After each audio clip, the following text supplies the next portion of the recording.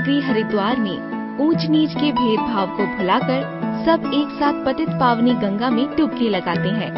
वैसे ही एक बंदर और कुत्ते का बच्चा साथ साथ रहते हैं।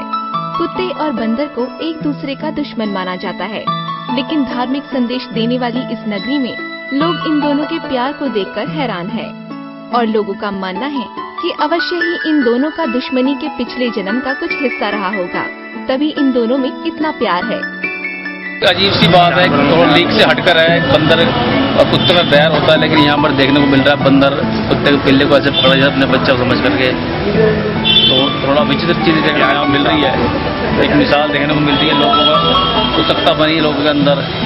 आज जहाँ इंसान को जिंदा जला रहा है, वहीं ये नर बंदर कुत्ते के बच्चे को अपने साथ ही खिलाता और रखता है।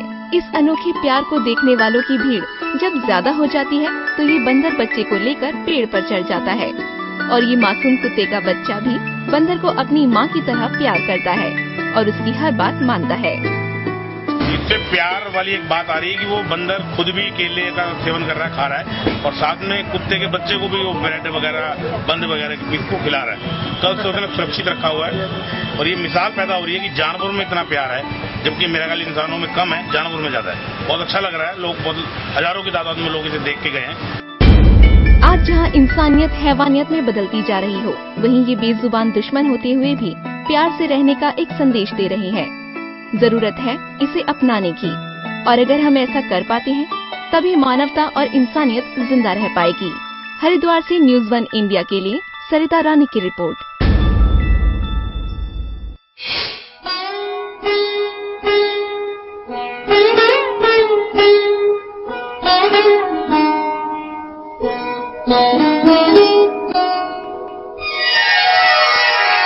उत्तर प्रदेश के आजमगढ़ जिले का कम्हेनपुर गांव देश में तुलसी पैदा करने के लिए जाना जाता है।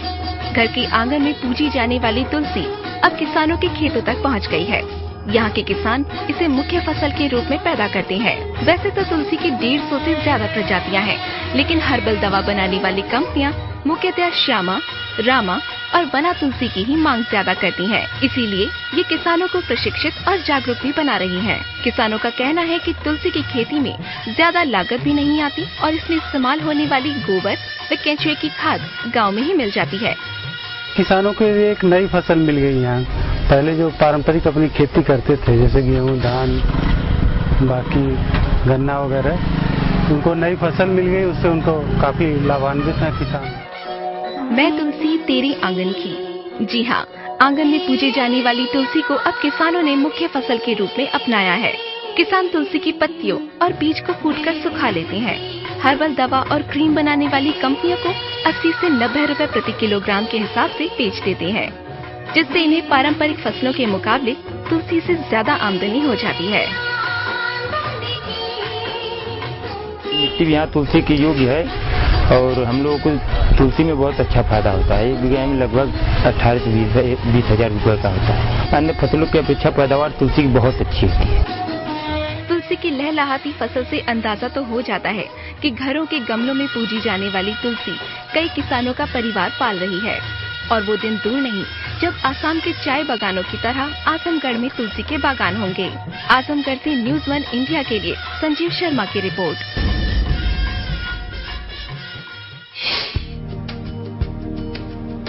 सब कुछ जलाकर राख कर देने का मादा रखने वाली माचिस की तीली किसी निर्माण के काम आ सकती है, सोचकर आश्चर्य होता है। जी हाँ, ऐसे ही एक कलाकार है सीटू कश्यप, जिन्होंने माचिस की छोटी छोटी तीलियों को जोड़कर भगवान शिव शंकर की 5 फीट ऊंची प्रतिमा का निर्माण किया। इस मूर्ति को पास से देखने से पता चलता है कि ये माचिस की तीलियों से बनी है। हजारों तीलियों को जोड़कर ये मूर्ति बनाई गई है, जो कि मूर्ति कला का एक अद्भुत नमूना है। सीटू तीलियों से ही लैंप, शिव शंकर, बस, ट्रेन के मॉडल बना चुके हैं। सीटू इसी कला को अपना पेशा बनाना चाहते हैं। मुझे बनाते बनाते जो है अब तक 9 साल हो चुके हैं। 8 साल की उम्र से ही मुझे ये शौक था और भोलेनाथ की प्रेरणा मुझे मिली थी। पूरा देश देखे और सब भाई देखे, मेरा नाम गिनीज बुक में आए और वर्ल्ड रिकॉर्ड में मेरा नाम हो और अपने देश का रोशन नाम हो। सीटू को बचपन से ही मूर्तियां बनाने का शौक रहा है और इसीलिए वे स्कूल न जाकर घर पर ही मिट्टी के खिलौने बनाते रहते थे। सीटू अपने इसी शौक के चलते तीलियों से कई मॉडल बना चुके हैं। सीटू के पिता का मानना है कि यदि सीटू को सरकार की मदद मिल जाए तो वो अपनी प्रतिभा को और निखार सकता है।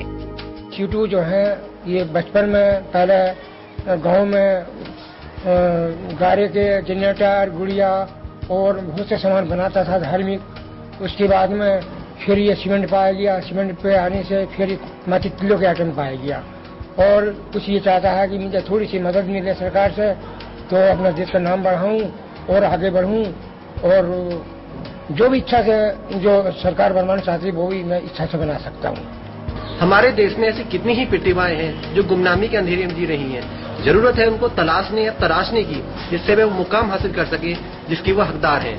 नीरज कुमार नीम, न्यूज़ वन इंडिया, मुरादाबाद के लिए।